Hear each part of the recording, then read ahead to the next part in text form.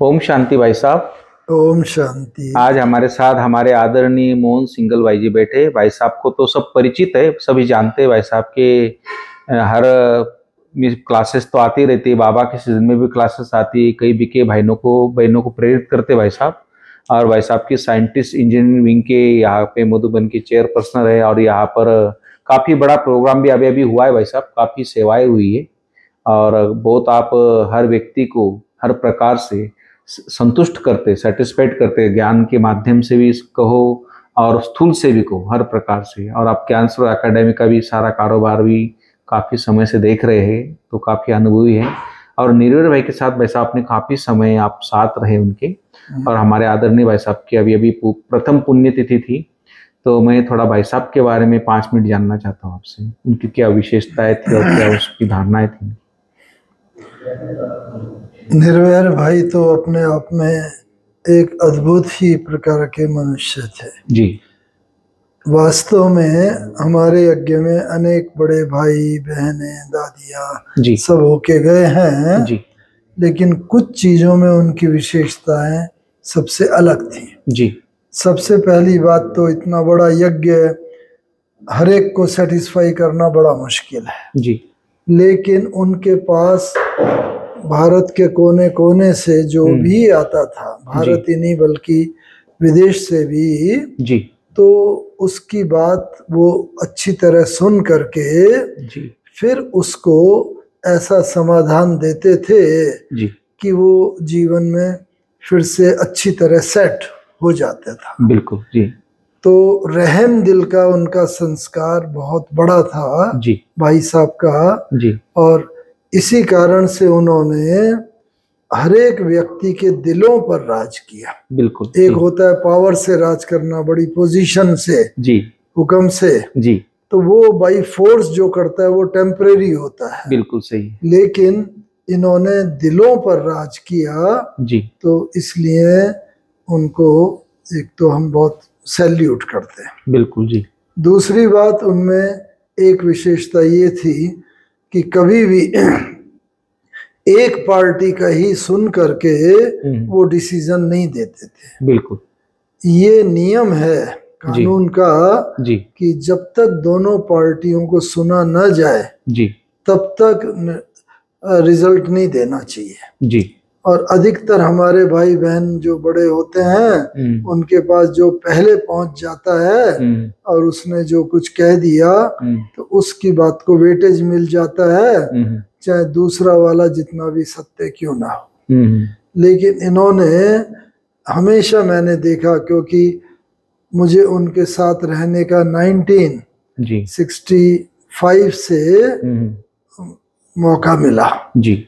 जब पहले ना राजकोट में प्रदर्शनी हुई जी, तब मैं इनसे पहली बार मिलने गया। जी, राजकोट में मैं भी प्रदर्शनी लगाने गया था जी, और ये भी बम्बई से आए थे जी। और वहां पर इन्होंने जैसे इनसे परिचय हुआ जी, और तब से ही मैं इनके क्लोज कांटेक्ट में रहा। जी। और मैंने ये देखा कि हर व्यक्ति को ये बढ़ावा देते थे और कभी भी इन्होंने ऐसा नहीं करा कि ये व्यक्ति मेरे से आगे ना निकल जाए।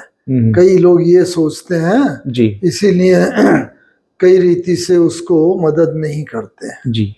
तो एक इनमें सबसे बड़ी क्वालिटी ये थी जी कि हर व्यक्ति को बढ़ावा दे करके आगे बढ़ा, किस प्रकार से वो बंधन काटे जी। मैंने कभी स्वप्न में भी नहीं सोचा था कि मैं नौकरी छोड़ूंगा जी, क्योंकि मैं सीनियर क्लास 1 ऑफिसर था जी, भारत की नवरत्न कंपनी में था जी, इतनी बढ़िया सैलरी थी जी, इतने बढ़िया सब साधन मिले हुए थे जी। लेकिन भाई साहब धीरे धीरे करके यज्ञ के काम में हमें ऐसा इन्वॉल्व करते गए जी कि मुझे खुद हुआ कि अब दोनों तरफ की रिस्पॉन्सिबिलिटी को वहन करना बड़ा मुश्किल है।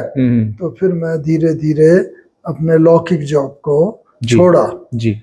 एक बार मैंने ट्राई करा, मेरा वॉलंटरी रिटायरमेंट रिजेक्ट हो गया। फिर 1 साल बाद फिर करा, क्योंकि साल से पहले नहीं कर सकते थे। दूसरी बार करा, दूसरी बार भी रिजेक्ट हो गया। और जब तीसरी बार रिजेक्ट हुआ चेयरमैन से कि भाई तुम क्यों लेना चाहते हो, तुम्हारा इतना अच्छा रिकॉर्ड है, तुम कम से कम भी चीफ जनरल मैनेजर या एग्जीक्यूटिव डायरेक्टर तक पहुंचोगे जी। और मेरे जॉब में 12-13 साल और पड़े थे जी। इन ऐसे समय में प्रमोशन जल्दी जल्दी होते हैं जी। लेकिन मैंने कहा कि मुझे अब दोनों तरफ की रिस्पॉन्सिबिलिटी वहन करना थोड़ा डिफिकल्ट महसूस हो रहा है जी। और मैं नहीं समझता कि भाई ये हो सकता है जी। वो कहता है तुम जहां चाहो वहां ट्रांसफर करें, अच्छा, जहां चाहो विश्व के किसी कोने में फॉरेन में जी तुम्हें भेज देते हैं, कई गुना सैलरी होगी, प्रमोशन देते हैं जी। चेयरमैन खुद ये बोल रहा है जिसके हाथ में सारी पावर है जी। लेकिन ड्रामानुसार बाबा को हमारा ये भाग्य बनाना था जी, तो वो छोड़ के हम इधर आ गए जी। इसका पूरा श्रेय हम तो निर्वैर भाई को ही देंगे बिल्कुल।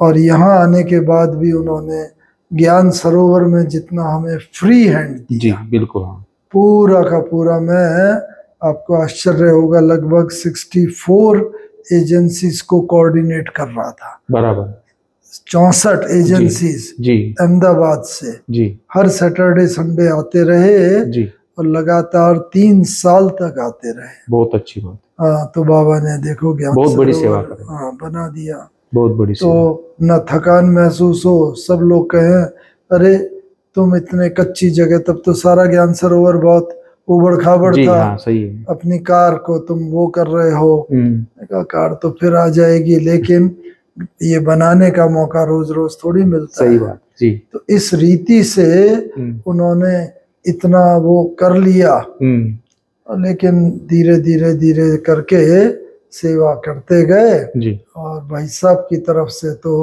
हमें कभी भी कोई शिकायत नहीं रही जी।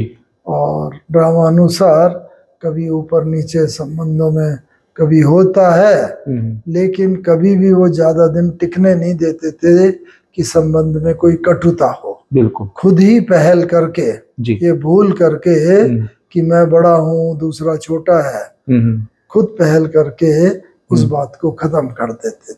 बिल्कुल। तो आज यज्ञ में मैं समझता हूँ ऐसे ही भाइयों की बहुत आवश्यकता है, बिल्कुल, जो आपका दिल ले सके जी और यज्ञ को सफलता पूर्वक और आगे बढ़ाते रहे। थैंक यू भाई साहब, बहुत सारी अच्छी अच्छी बातें आपने भाई साहब की बताई।